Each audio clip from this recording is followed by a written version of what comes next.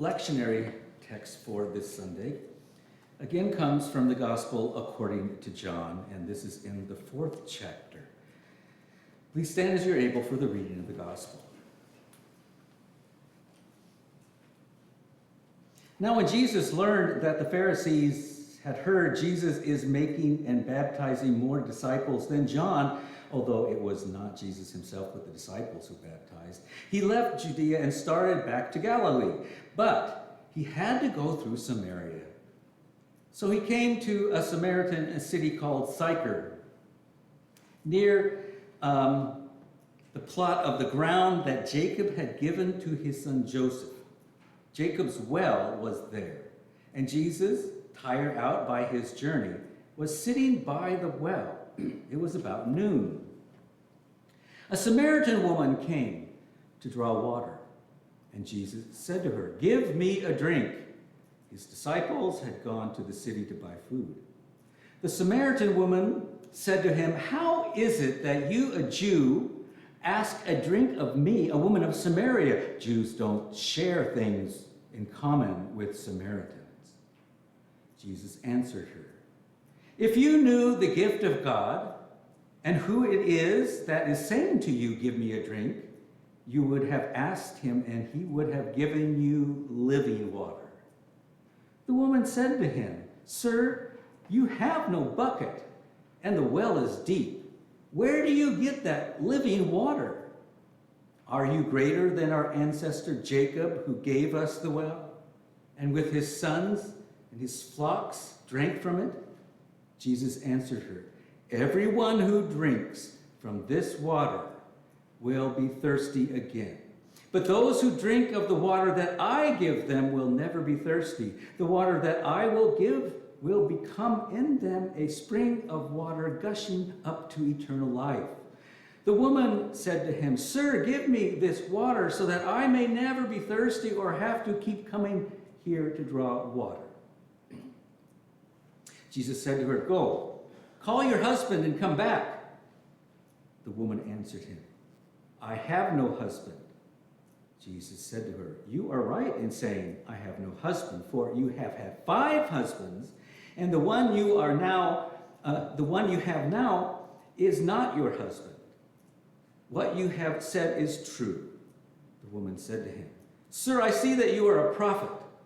Our ancestors worshipped on this mountain, but you say that the place where people must worship is in Jerusalem."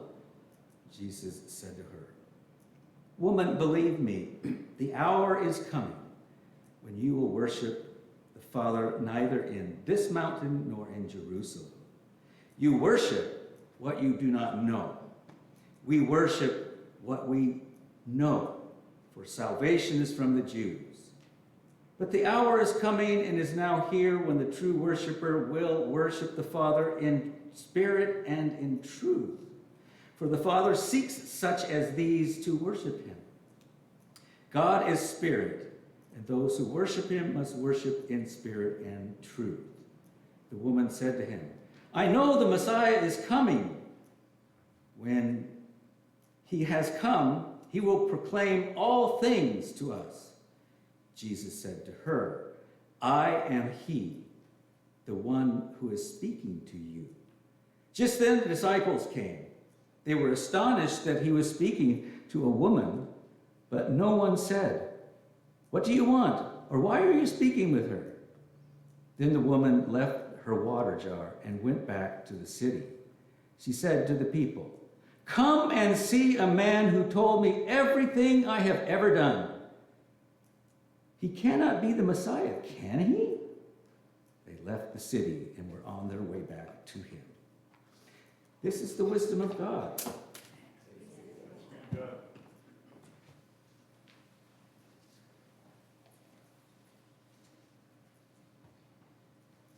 Life often doesn't turn out how we expected. I think we all make decisions when we're young and the consequences of which we really don't know. And because life is full of relationships, it's not just ours to do, it can be very murky. And every day something new seems to pop up that brings mystery. I didn't expect to be in this place. I remember my father's retirement, and it was a very smooth event and everything. He didn't have to move. Gosh, it was so much easier for him. We had plans, but you know what? Plans don't always work out. And I suppose I should have chosen a profession where I don't have to say, yes, Bishop, I'll go wherever you send me. It's also because I'm not the best planner. Was the woman at the well a bad planner? Was that it? Why on earth did she have 5 husbands? Why on earth was she with a man who wasn't her husband? The assumption of all the women who came in the morning to the well when the water was cool and sweet, all of those women had an assumption that she made her bed and she needs to lie in it. That's it. Interesting, when I look around, I see people judging others because of things about them, rather things that were not their own making. They did not do.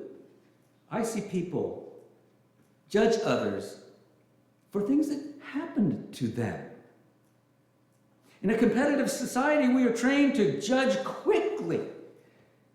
If one can judge, the fastest will win the game. How often do we make quick assessments of other people? It's very practical to do so. Our society is so set up to make judgments of people so we can be in control. But what does that do? How often do we take the time to bring up questions about what has happened to people? How often do we really try to get to know other people? The women thought they were justified for not allowing the Samaritan woman to go to the well in the morning. She was not even married to the man she was living with. And we know all about those Samaritans, don't we? An important part of this story is that the Samaritans were a mixed race who claimed to be the equal inheritors of Israel's history. I don't know if you noticed in there the contrast between the mountain where she was and Jerusalem, and they are in conflict over where God really abides. But it was in the 8th century BCE that the Assyrians conquered the northern kingdom, which is where Samaria is. And what happened then is they intermingled. And because they intermingled, the Jews considered them an inferior race. This must be kept in mind when we read this. She's not just being judged because she had 5 husbands. She was already judged from the beginning because she was a Samaritan. Isn't it reflective also in our world? Don't we tend to want to blame first? All you have to do is watch politics today. All they're doing is blaming each other. And the thing that gets me the most is when they have a contest for the best insult. We're always creating ways to be divided and to judge each other. Jesus was deliberate about going through. A lot of times when they went from Jerusalem to Galilee, they'd go around Samaria. Who wants to deal with those people? But no, Jesus is intent about going to and through Samaria. About divisions and judgments. How is it that we can change this trajectory of harm that seems to be a part of our lives? And one key that I have think, is that when we learn something tragic or difficult or painful in somebody's life, or anything that happened to them, we need to be quick to wait. Quick to wait. Be open and listen.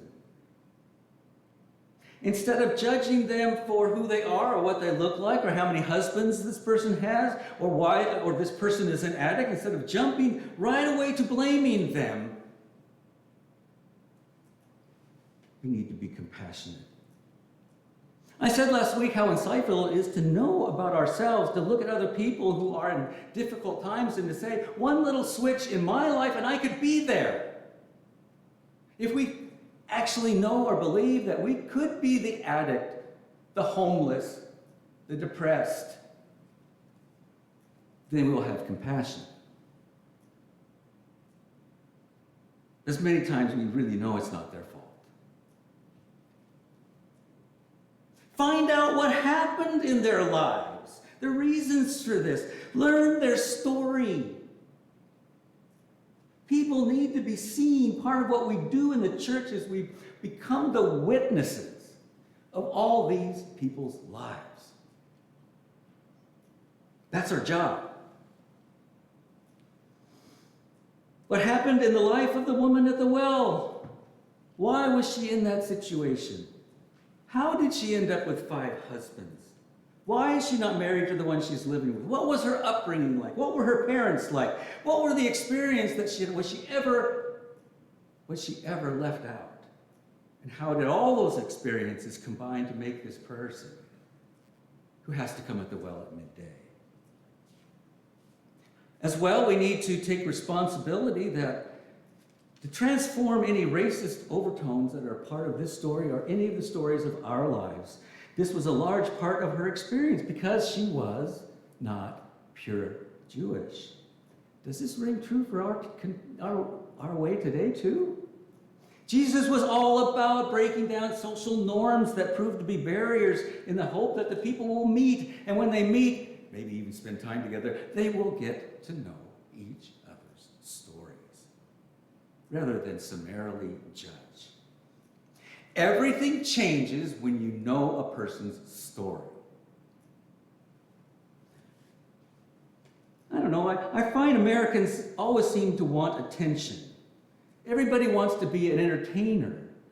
Sometimes I think people go into politics just so they can be seen all the time. But a lot of times in our world, people are getting seen for not the best of reasons. Flashy things. Sometimes I think people commit crime just to be seen. So we're at a deficit in our world of people being seen. Being seen is a good thing. I believe that people are acting out to be witnessed because we haven't provided places for them to share their stories. How many young people in America feel invisible? Social media has been, in this regard, a tragedy because the platform itself is not designed to learn about people. It's set up so that we can judge them and blame them. Rarely in this platform are people given compassion. And this is one of the reasons why I still think that it's best for us, whenever we can, to be together in person. 2 times in the last week, I think, I was with someone talking about something in their life, and I noticed a little bit of a little jerk by their eye, and that tells me tears are coming. Oh, you know what happens when people do that? You didn't see that? That can't happen on Zoom. We pastors have an opportunity and a great responsibility to hear people's stories. Not sitting down with them in 2 hours learning all about your life, but bit by bit. If you are around the church and you hear people talk bit by bit, you piece it together and you have the person's stories. Today I've learned some things in the Sunday school about people. This is what we are about as the church. It's really different, you know. When you hear people's dreams and hopes, when you hear their tragedy and sorrow, when they talk about who they love and who they worry about, when they talk about who they disagree with, and when they talk about their children, which is wonderful, even when they're 45 years old. When we share in this way our stories, not just to be out in the public, but to actually share our stories so people can understand that together, then judgment and blame melt into grace.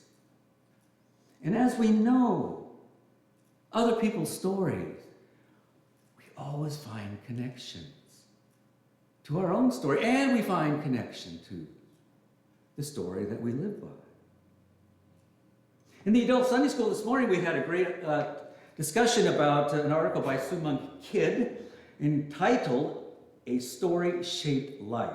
She wrote a novel called The Secret Life of Bees, if you don't know her. And she starts out by saying she needs to get in touch with her own story.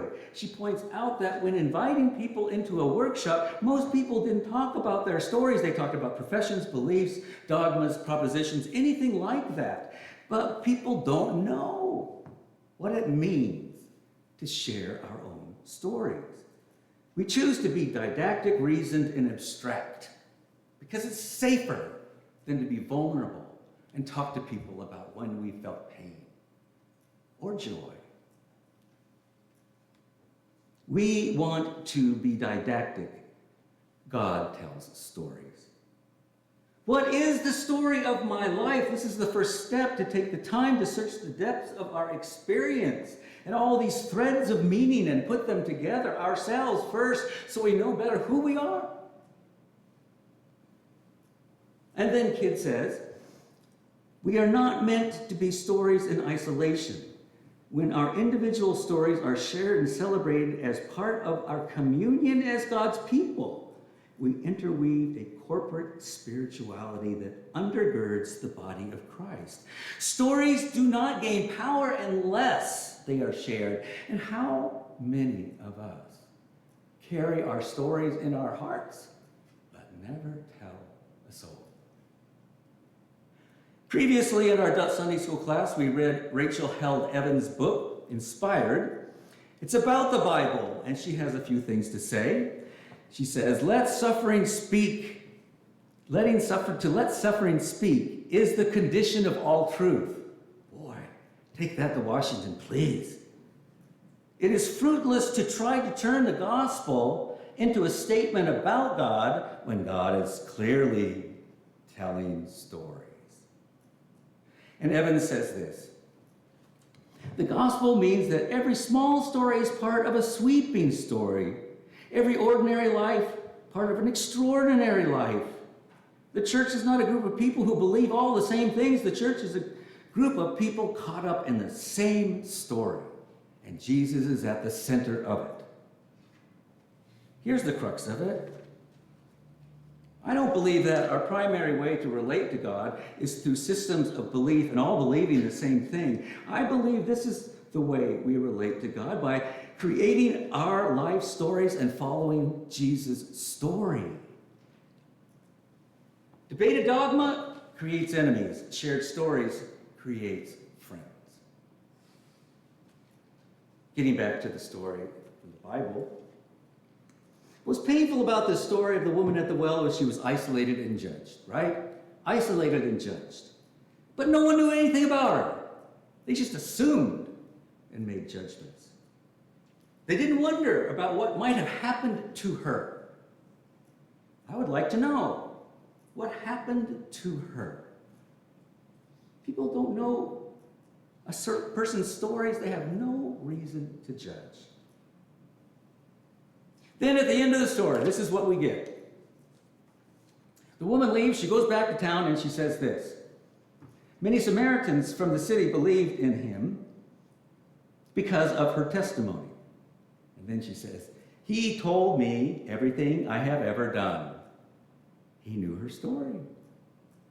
Everything changes when you know a person's story. Believe me.